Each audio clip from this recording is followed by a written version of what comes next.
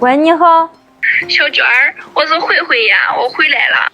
慧慧，咱都好多年没见了。是呀，咱们好多年没有见了，快出来咱们聚一下吧。可是，俺姐这几天在打零工，家里边还有好多事儿没做完，要不然咱俩过几天再聚吧。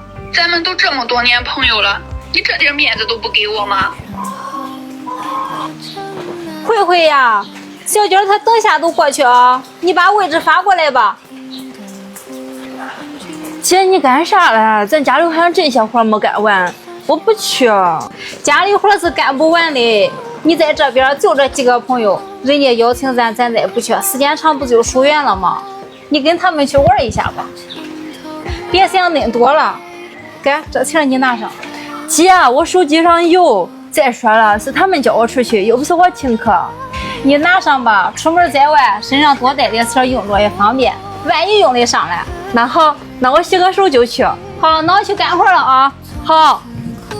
这天气真跟冰冰那里儿，一会儿阴一会儿晴。喂，慧慧，你来了没有啊？来了，在路上呢。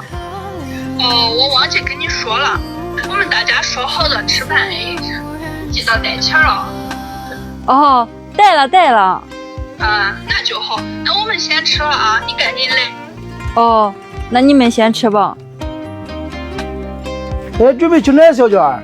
哎，亮哥，今个啥好日子啊？买这些好吃的。这不是你领嫂子跟你姐去打点零工，活挺重的，伙食还不好，我买点这补补。俺姐说伙食挺好的呀，天天有肉呀。哪有肉啊？他肯定是怕你担心，骗你嘞。我先走啊，小娟。嗯，好。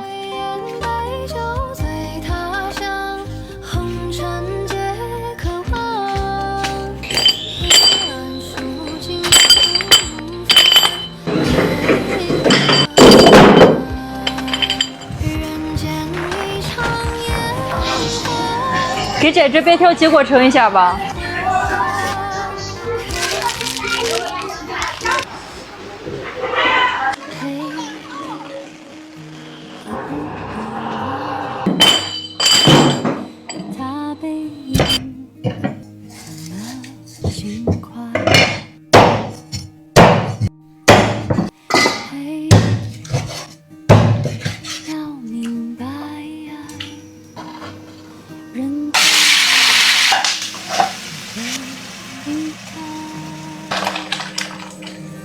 世上唯一不变，是人都善变，路过人间，爱都有极限，天可怜见，心碎在所难免。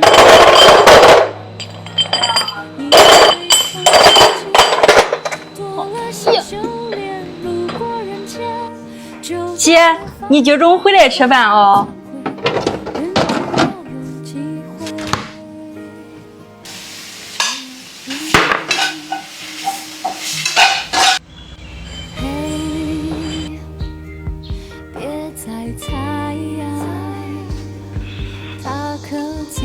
小娟儿，你出去玩去了，咋又回来了？姐，先洗手过来吃饭。